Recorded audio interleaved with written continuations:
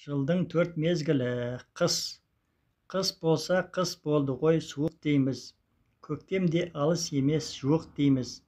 Қарлы боран көп болса бұрқасынмен шаруаға жайсыз айда туып дейміз.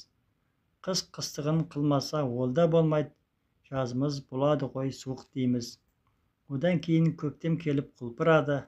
Қар мұз еріп жылғаларды толтырады. Көк майса шығады ғой жауқазынмен.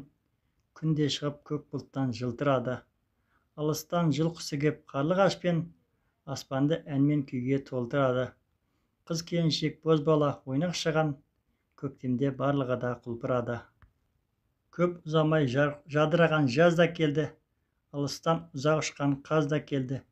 Айналамыз көк жасыл орман болып, бала-шаға қуаныштан мәз да болды. Балалар суға түсіп мәз-мейрам боп, қыз-жігіт бір-біріне наз да қылды.